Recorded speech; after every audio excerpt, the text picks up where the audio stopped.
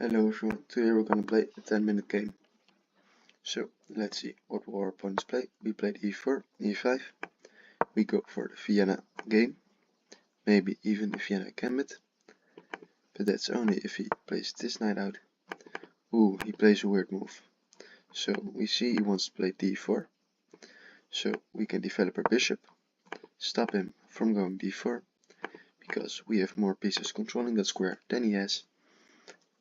So, and now we can even go with this tricky line, queen out, attacking the pawn, and after he moves the queen out, I think,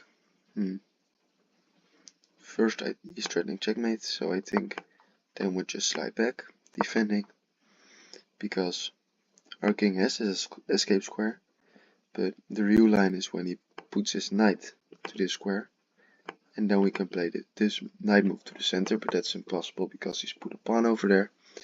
So he's opening up his bishop, and we're opening up our bishop, threatening to develop the bishop with a tempo, and maybe we will even long castle in that position. So let's see, what will we do? We also have f4 ideas to open this up, put the knight behind the pawn. So we'll see. He plays h4, let's play b5 and trap our bishop. So we just play h5 ourselves to stop that plan, and also to create a getaway square for our bishop, staying on the long diagonal. So that's nice. And I think maybe you should develop one of his knights, and then we develop the bishop with a tempo, and I think the queen will go over here. Then we can maybe even take the knight to force the king to stay in the center, but maybe we have another move, because I also like this idea, because it doesn't trap the queen, but it makes it really awkward. So let's see. We also have this idea, because then we will trap the queen,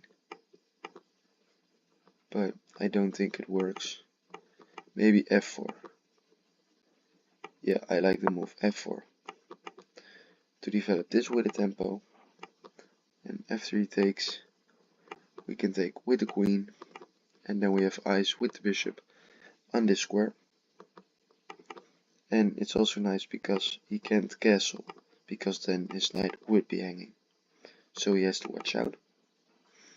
He can kick away our bishop, but then we will just take, and he will take our queen in between, but we would open up our rook, so that's nice. So let's see, what will we do? He can also just develop maybe to this square, or come out with the knight. That's the most logical moves, I think, but I would just play this move, because the pressure isn't going off the knight, so you better force it just to stay there. Ooh, but actually, yeah, this is alright. We take the pawn, but what I wanted to say was, we'll play the move f6. So now he can castle. It's illegal because of our bishop. Do we have to move this one? I think so, because there is no queen trap, I think. Yeah, because, yes, there's no queen trade. So let's just move our bishop back. It's still alright, because black can castle, so it's really difficult for them to make a move. And now we just develop our knight, and I think we go for long castle. He can take the pawn, but then we just long castle, and we get the open files, so he's attacking our bishop. So maybe we can take, but let's see. You can also, yes, I like just long castle, because if he takes our knight, we take back with the pawn, and we get the b file. And if he takes the bishop, which I expect.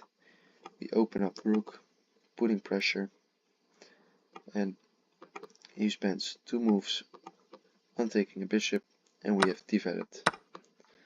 So I think this is a really nice position for us. And now he castles, so that's alright.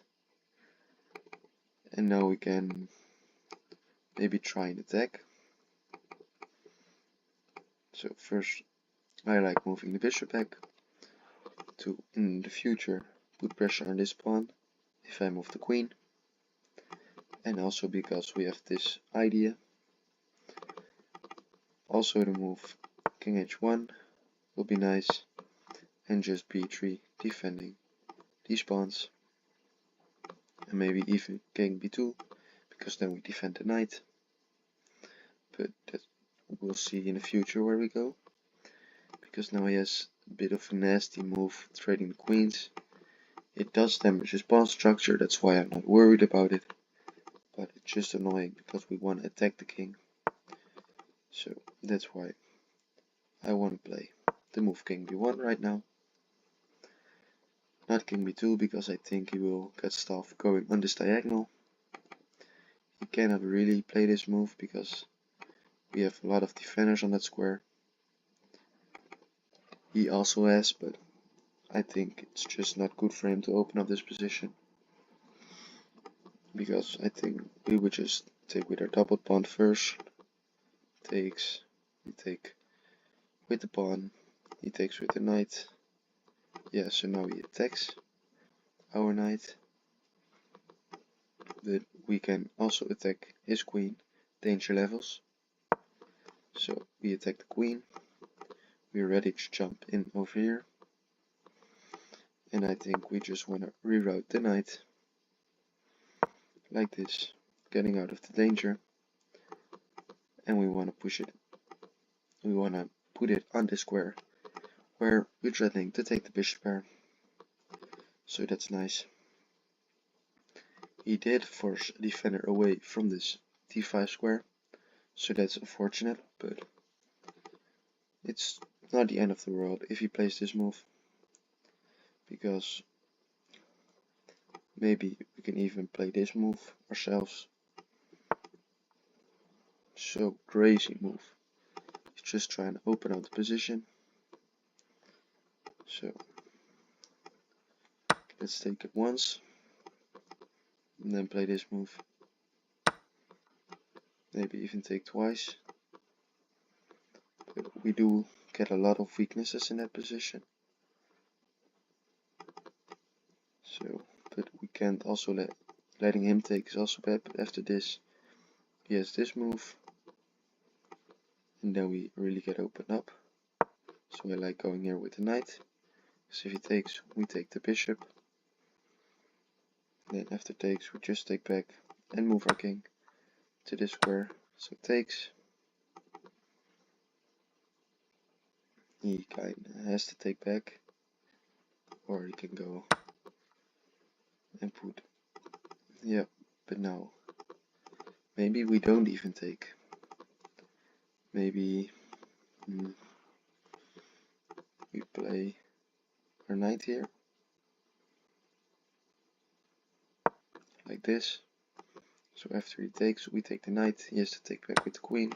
Then we take the pawn, like this. And I think our king is pretty safe. Yeah, now we take back the pawn, so we're down a pawn. But we have compensation because we have active pieces. And this rook will join the party very quickly. Not to this square because the bishop's looking at that one. I don't think we should take it, but I also don't think we should play this tricky move. It's not that bit of trick, but we just attack the bishop. And we're threatening to take a pawn, open up his king, so we can create some problems. He also has 4 minutes, that's not a lot. So let's see what he does. If he just moves his bishop, we can take. And then we can take with the rook, because then we win a piece. So yes, we take, and there is no check on this diagonal. That's important, because otherwise we'd have to move, take this with check, then bring in the other rook, and then we would probably get checkmated. But with this move, we force the issue because we're attacking the queen, we're opening a check of ourselves, so bishop defense, and maybe we can even shove the pawn even further, threatening to promote after we place a rook somewhere. So now we take with the rook, and now we take with the queen, and now we're just up a bishop for a couple of pawns.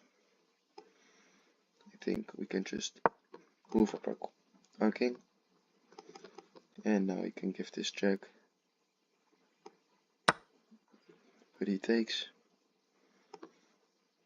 So we also don't really have checks, but I like this move, just defending the rook and the queen together. And if he plays something like this, we can just take, and any check that diagonal would be a blunder. But I missed the checkmate in one. That's really unfortunately. Play this king, this queen over here, checkmate. I completely missed that. I was just thinking we are up a bishop. So let's look at the game.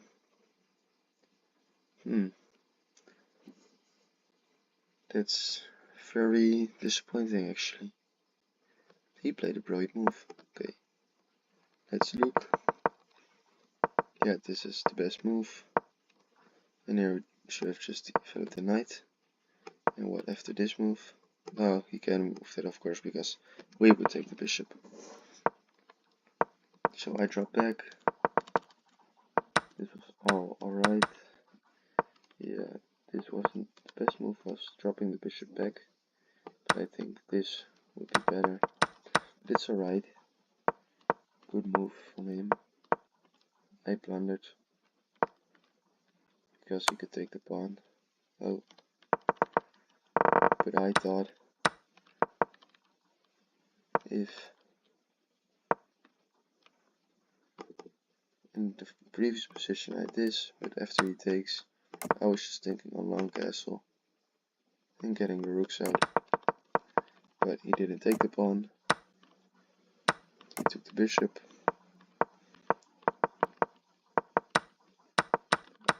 Yeah, this was a really good move because he's really opening up our king. I thought we played it alright. It's a brilliant move because after everything there's just too much of a threat, and this is even losing a rook. So I guess I didn't play that good, but I hope you learned something from this game. Maybe a bit about the opening theory, because if you look, this is the gap, and we could have just played actually d5 right here. Best move. I will remember that for the next time. And after this one, I think we just develop our knight. And in this position, we're just better.